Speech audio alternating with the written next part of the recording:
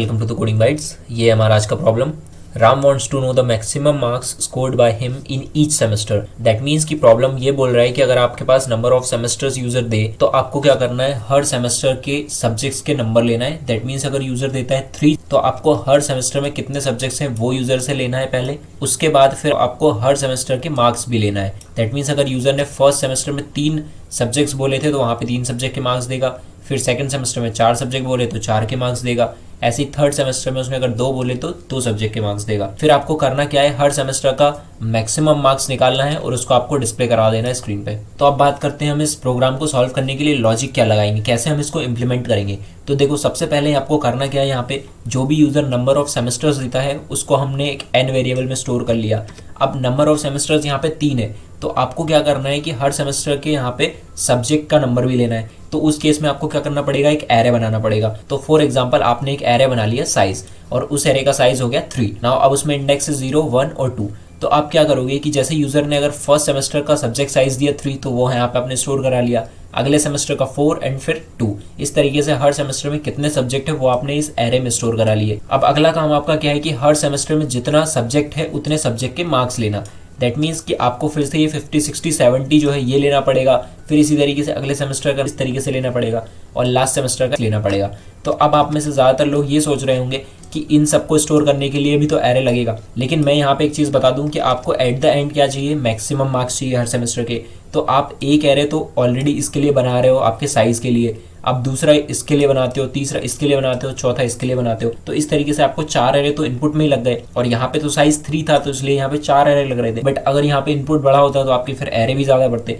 तो अब मैं आपको एक चीज़ यहाँ पे बता दूं कि आपको ये जो वैल्यूज़ है यहाँ पे मार्क्स वाली, इनको स्टोर करके कोई फ़ायदा नहीं है, क्योंकि हमें एट द एंड क्या करना है, सिर्फ मैक्सिमम मार्क्स शो कराना है। तो हम इस पूरी वैल्यू को स्टोर ना करके सिर्फ जो मैक्सिमम है इन सब में से वो डायरेक्ट स्टोर करा दें एक एरे में, तो कितना सही रहेगा, तो हमारा स्पेस बहुत ज़्यादा बच जाएगा। तो अब यहाँ पे आप क्या कर सकते हो, जैसे ही यूजर मार्क्स एंटर करता है, फॉर एग्जांपल अगर फर्स्ट सेमेस्टर की बात करें तो यूजर 50 एंटर करेगा, तो आप पहले 50 को एक वेरिएबल में रख लो। फिर उसके बाद यूजर जैसे ही 60 देगा तो आप ये चेक करो कि जो वेरिएबल में आपके पास 50 स्टोर्ड है अगर वो ग्रेटर देन है 60 से तो आप उसको कुछ नहीं करेंगे। लेकिन अगर वो लेस देन है 60 से तो आप क्या करोगे, 60 को उस वेरिएबल में डाल दोगे। इससे क्या होगा, अभी इन दोनों एलिमेंट्स का जो मैक्सिमम होगा 60 वो आपका चला जाएगा उस एलिमेंट में। फिर उसके बाद जब यूजर यहाँ पे आपको देगा 70 तो फिर आप एक बार फिर से चेक करोगे कि ये 70 अगर उस वेरिएबल में जो वैल्यू स्टोर्ड है दैट मीन्स 60 उससे अगर ग्रेटर देन है तो उस वेरिएबल में स्टोर कर दोगे 70। तो इस तरीके से क्या होगा, आपके पास जो मैक्सिमम वैल्यू होगी इन तीनों मार्क्स में से जो कि 70 है वो आ जाएगी। फिर आप क्या करोगे, इस वैल्यू को आप स्टोर कर दोगे फर्स्ट इंडेक्स पे मैक्सिमम एरे के। ठीक है, तो इस तरीके से आप क्या कर सकते हो, बहुत ही आसानी से इस प्रॉब्लम को सॉल्व कर सकते हो। ठीक है, तो ये था लॉजिक। अब इस प्रॉब्लम का इंप्लीमेंटेशन मैं आपको सी लैंग्वेज में बताता हूँ। उसके बाद फिर मैं आपको जावा में एक इसका नया वर्जन बताऊंगा जिससे आपको ये समझ में आएगा कि अगर ये वैल्यूज आपको स्टोर करनी हो तो आप वो भी कर सकते हैं।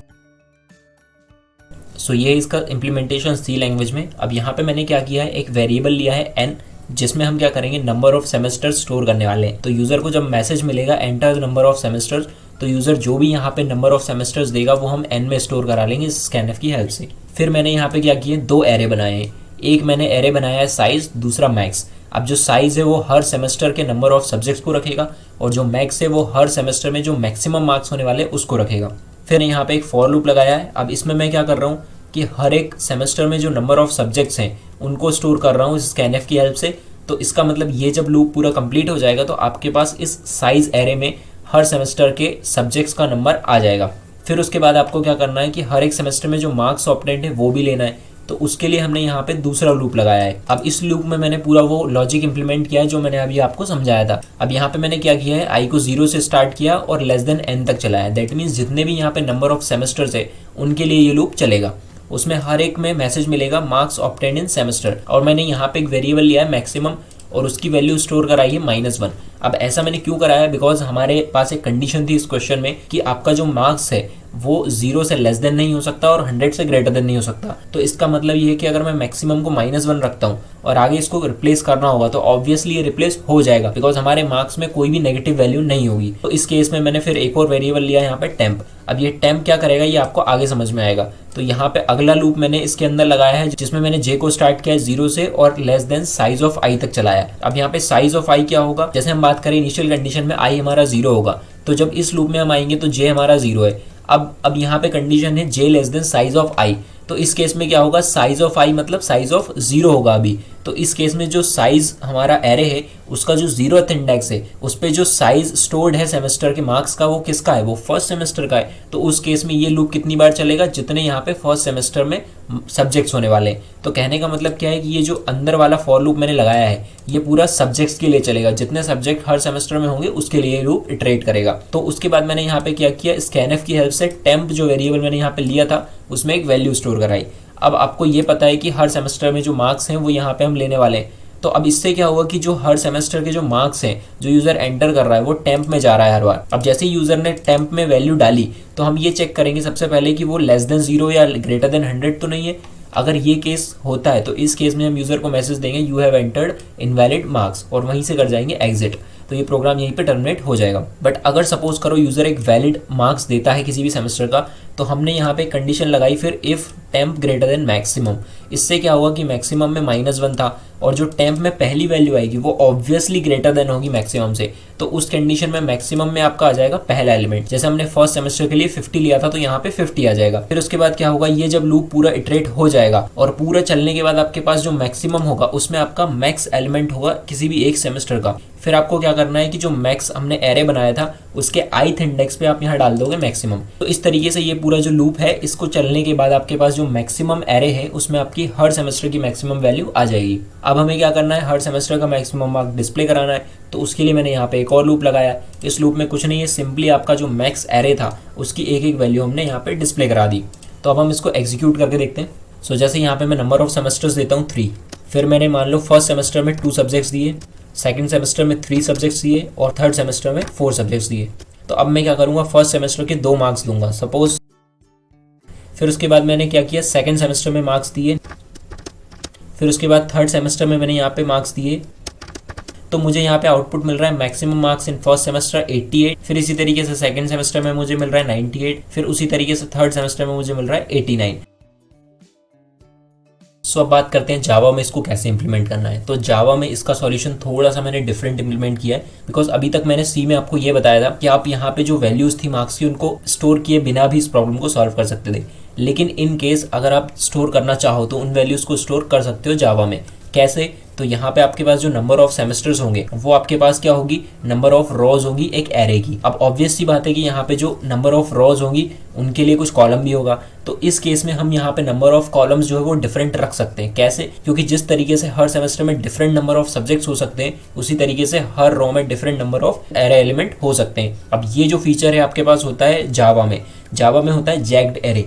दैट मीन्स ये 2 डायमेंशनल एरे होता है। अब इस 2 डायमेंशनल एरे में क्या स्पेशल होता है, क्या डिफरेंट होता है, तो बेसिकली इसमें क्या होता है कि हर रो में नंबर ऑफ कॉलम्स डिफरेंट हो सकते हैं। तो ये जो सेम रिक्वायरमेंट है हमारे क्वेश्चन से मिलती है। तो इसलिए हम यहाँ पे क्या करने वाले हैं, जैक्ड एरे का यूज करने वाले हैं। सो इस प्रोग्राम में मैंने सबसे पहले क्या किया, स्कैनर क्लास का ऑब्जेक्ट बनाया है। उसके बाद मैंने यहाँ पे यूजर को मैसेज दिया एंटर नंबर ऑफ सेमेस्टर। तो जैसे यूजर नंबर ऑफ सेमेस्टर्स देगा उसको मैं यहाँ पे स्टोर कर लूंगा एनओ में। उसके बाद मैंने यहाँ पे एक एरे बनाया है। अब यहाँ पे आप देख सकते हो यहाँ पे मैंने 2 स्क्वायर ब्रैकेट यूज किए हैं। तो आपको ये आइडिया लग गया होगा कि ये 2 डायमेंशनल एरे है। यहाँ पे मैंने क्या किया है, सिर्फ रो का काउंट दिया है और ये वैलिड है। तो इसके बाद मुझे यहाँ पे क्या करना पड़ेगा, हर एक रो के लिए डिफरेंट साइज का एरे बनाना पड़ेगा। दैट मीन्स आप ऐसा बोल सकते हो कि जो एक जैक्ड एरे होता है 2 डायमेंशनल वो डिफरेंट 1D एरे का कलेक्शन होता है। तो अब यहाँ पे मैंने एक लूप लगाया है और इस लूप में मैंने क्या किया है, हर एक सेमेस्टर में जो नंबर ऑफ सब्जेक्ट्स होने वाले उनको लिया और मैंने यहाँ पे एस में स्टोर कराया और उस एस के अकॉर्डिंग मैंने क्या किया, एक एरे बना दिया। आप ऐसा बोल सकते हो। बेसिकली यहाँ पे देख के आपको ये लग रहा होगा 1D एरे, बट अगर एक्चुअल में मैं बोलूँ तो ये 1D एरे नहीं है। ये जो आपका यहाँ पे 2 डायमेंशनल एरे था, इसी 2 डायमेंशनल एरे का ये एक पार्ट है, एक रो है। तो अब इसके बाद मैंने क्या किया, यहाँ पे एक मैक्स एरे बनाया जिसमें कि नंबर ऑफ एलिमेंट्स उतने ही होंगे जितने हमारे सेमेस्टर्स हैं। फिर उसके बाद मैंने यहाँ पे एक ये लूप लगाया। अब यहाँ पे इसको ध्यान से देखना। सबसे पहले मैंने यहाँ पे एक वेरिएबल लिया मैक्स ऑफ और उसको 0 से इनिशियलाइज किया। फिर मैं यूजर को मैसेज दूंगा मार्क्स ऑब्टेन्ड इन सेमेस्टर। फिर मैंने यहाँ पे एक और लूप लगाया। अब इस एक और लूप से क्या होगा कि जो हमारा मार्क्स होगा सेमेस्टर का वो क्या होता जाएगा, उस एरे में जाके स्टोर होता जाएगा। ठीक है, अब इस इफ से क्या होगा कि उस मार्क की जो है वो कंडीशन चेक होगी। अगर वो लेस देन 0 होगा या ग्रेटर देन 100 होगा तो यूजर को मैसेज मिलेगा और प्रोग्राम यहीं पर टर्मिनेट हो जाएगा। बट अगर ये कंडीशन फॉल्स होती है तो हम आगे बढ़ते हैं और हमने यहाँ पे क्या किया है, जो एलिमेंट हमने एरे में स्टोर कराया है, जो 2 डायमेंशनल एरे जो हमने बनाया था उसमें जो एलिमेंट स्टोर कराया है उसको हम चेक कर रहे हैं क्या वो ग्रेटर देन है मैक्स ऑफ से। अब यहाँ पे देखो मैक्स ऑफ इनिशियल में मैंने 0 लिया था, तो ऑब्वियसली जो यहाँ पे मार्क्स होने वाले हैं वो कोई ना कोई यहाँ पे ग्रेटर देन 0 हो सकता है। तो उस केस में हम क्या करने वाले हैं, मैक्स ऑफ में डाल देंगे वो पर्टिकुलर मार्क्स, दैट मीन्स वो पर्टिकुलर एलिमेंट। अब उसके बाद ये जो अंदर वाला लूप है, जब ये पूरा चल जाएगा तो यहाँ पे क्या होगा, एक सेमेस्टर के लिए जैसे 5 मार्क्स थे, तो 5 मार्क्स का जो मैक्सिमम है वो आ जाएगा मैक्स ऑफ में। फिर हम क्या करेंगे, इस लूप के बाहर जाते ही हम ith एलिमेंट जो था हमारा मैक्स एरे का, उस पर क्या करेंगे, मैक्स ऑफ को स्टोर करा देंगे। फिर हमें क्या करना है, सिंपली जो मैक्सिमम मार्क्स है हर सेमेस्टर का उनको डिस्प्ले कराना है। तो उसके लिए मैंने यहाँ पे लगा दिया एक फॉर लूप। अब इस प्रोग्राम को मैं आपको एग्जीक्यूट करके बताता हूँ तो आपको और अच्छे से समझ में आएगा। तो सबसे पहले मैं यहाँ पे नंबर ऑफ सेमेस्टर्स देता हूँ 2। लेट्स से फर्स्ट सेमेस्टर में मार्क्स मैंने दिए 3 और सेकंड सेमेस्टर में दिए 2। अब उसके बाद मैं फर्स्ट सेमेस्टर में मार्क्स देता हूँ, उसके बाद सेकंड सेमेस्टर में सपोज मैं मार्क्स देता हूँ। अब आप यहाँ पे देख सकते हो आपको आउटपुट मिल रहा है maximum marks obtained in semester 1 which is 89। तो यहाँ पे आप देखो इन तीनों में से आपके फर्स्ट सेमेस्टर में मैक्सिमम मार्क्स हो गया 89, वहीं पे अगर आप सेकंड सेमेस्टर में देखोगे तो वहाँ पे आपका मैक्सिमम मार्क्स हो गया 98। तो इस तरीके से ये प्रोग्राम आपका एग्जैक्टली वैसे ही काम कर रहा है जिस तरीके से वो काम करना चाहिए। सो अब हम चलते हैं पाइथन के सॉल्यूशन की तरफ। अब इसमें मैंने क्या किया है, सबसे पहले यहाँ पे इंपोर्ट किया है सिस मॉड्यूल को, फिर उसके बाद मैंने यूज़र से लिया नंबर ऑफ सेमेस्टर, उसको स्टोर करा लिया n में। फिर मैंने यहाँ पे एक लिस्ट बनाई है साइज नाम की। अब ये लिस्ट क्या करने वाली है, ये हर एक सेमेस्टर के नंबर ऑफ सब्जेक्ट्स को रखने वाली है। फिर मैंने यहाँ पे एक लूप लगाया और उस लूप में मैंने क्या किया, हर सेमेस्टर में जो नंबर ऑफ सब्जेक्ट्स होने वाले उनको मैंने यूज़र से इनपुट कराया और उसको मैंने अपेंड कर दिया साइज नाम की लिस्ट में। फिर मैंने यहाँ पे एक और लिस्ट बनाई सैम। ये लिस्ट क्या करने वाली है, अपने अंदर सारे जो सेमेस्टर के मार्क्स है उनको एज ए लिस्ट स्टोर कराने वाली है। मतलब आप ऐसा बोल सकते हो कि ये लिस्ट जो है वो लिस्ट रखने वाली है अपने अंदर, ठीक है। और वो जो लिस्ट होंगी उनके अंदर क्या होने वाला है, हर एक सेमेस्टर के जो टोटल मार्क्स होने वाले वो होने वाला है। तो मैंने यहाँ पे क्या किया, एक लूप लगाया है और उसको n टाइम्स इटरेट कराया है जितने नंबर ऑफ सेमेस्टर्स आपके पास है। फिर मैंने यहाँ पे एक टेम्प लिस्ट बनाई और मैंने यूजर को मैसेज दिया marks obtained in semester. So for example अगर यूजर फर्स्ट सेमेस्टर के मार्क्स एंटर कर रहा है तो उस केस में फिर मैंने एक और लूप लगाया अंदर। अब इस लूप में बेसिकली मैं कर क्या रहा हूँ, यूजर से मार्क्स ले रहा हूँ और उस मार्क के लिए वैलिडेशन लगाया मैंने। फिर उसके बाद मैं क्या कर रहा हूँ, उस मार्क को जो है वो इस लिस्ट में अपेंड कर रहा हूँ जो मैंने यहाँ पे बनाई थी टेम्प लिस्ट। तो इससे क्या होगा कि जितने भी यहाँ पे सब्जेक्ट्स होने वाले हैं उन सारे सब्जेक्ट्स के मार्क्स आपकी टेम्प लिस्ट में चले जाएंगे एक पर्टिकुलर सेमेस्टर के। फिर मैंने क्या किया, जैसे ये वाला लूप मेरा खत्म होगा तो मैं क्या करूँगा कि सेमेस्टर नाम की जो मैंने लिस्ट बनाई थी उसमें इस टेम्प लिस्ट को अपेंड कर दूंगा। टेम्प लिस्ट को मैंने अपेंड क्यों किया है, बिकॉज मेरे पास जितने भी मार्क्स है वो इस टेम्प लिस्ट के अंदर है एक सेमेस्टर के, तो वो सारे जाएंगे सेमेस्टर लिस्ट के अंदर। फिर मैंने यहाँ पे एक मैक्सिमम लिस्ट बनाई। अब ये आपको समझ में आ ही रहा होगा कि हम इसमें मैक्सिमम मार्क रखने वाले हैं हर एक सेमेस्टर का। तो यहाँ पे फिर मैंने एक लूप लगाया है। इस लूप में मैंने क्या किया है, सबसे पहले मैंने लिखा है maximum dot append max of semester of I. तो इस स्टेटमेंट को ध्यान से समझना। सबसे पहले मैंने क्या किया, सेमेस्टर जो मेरी लिस्ट थी उसका ith इंडेक्स निकाला, दैट मीन्स फर्स्ट सेमेस्टर के जो मार्क्स थे वो निकाले जो कि एक लिस्ट थे अपने आप में। और उसका जो मैक्सिमम मार्क होगा वो कैसे निकालूंगा, मैं मैक्स के थ्रू निकालूंगा। दैट मीन्स जो मैक्सिमम एलिमेंट होगा वो मुझे मिलेगा इस अपेंड फंक्शन के अंदर। फिर ये जो अपेंड फंक्शन है इसकी हेल्प से मैं क्या कर रहा हूँ, मैक्सिमम नाम की लिस्ट में जो मैक्सिमम एलिमेंट है उसको अपेंड करा दे रहा हूँ। उसके बाद मैंने लिखा है printf maximum mark in semester. That means कि ये क्या करने वाला है, हर सेमेस्टर का जो मैक्सिमम मार्क है वो डिस्प्ले कराने वाला है। तो इस लूप को अगर आप देखो तो इस लूप के चलने के बाद क्या होगा, जो मैक्सिमम नाम की आपकी यहाँ पे लिस्ट है उसके अंदर हर एक मैक्सिमम एलिमेंट जो होगा, मैक्सिमम मार्क्स जो होंगे हर एक सेमेस्टर के, वो उसमें स्टोर हो जाएंगे और साथ में यूज़र को ये मैसेज भी मिल जाएगा कि उसके जो मैक्सिमम मार्क्स हैं किसी भी सेमेस्टर में वो कितने हैं। सो चलिए अब इसको रन करते हैं। तो सबसे पहले मैं यहाँ पे नंबर ऑफ सेमेस्टर्स देता हूँ 2, उसके बाद मैं फर्स्ट सेमेस्टर में मार्क्स देता हूँ 3, दूसरे में देता हूँ 4। अब उसके बाद फर्स्ट सेमेस्टर में मार्क्स देता हूँ, उसके बाद सेकेंड सेमेस्टर के यहाँ पे मैं सब्जेक्ट्स के मार्क्स देता हूँ। तो अब आप देख सकते हो यहाँ पे फर्स्ट सेमेस्टर का मैक्सिमम मार्क आ रहा है 67 और सेकंड का आ रहा है 90। इसका मतलब ये प्रोग्राम एग्जैक्टली सही काम कर रहा है। सो आई होप आपको ये क्वेश्चन बहुत अच्छे से क्लियर हो गया होगा। अगर आपको कोई भी डाउट है तो आप कमेंट सेक्शन में कमेंट करके अपना डाउट पूछ सकते हैं।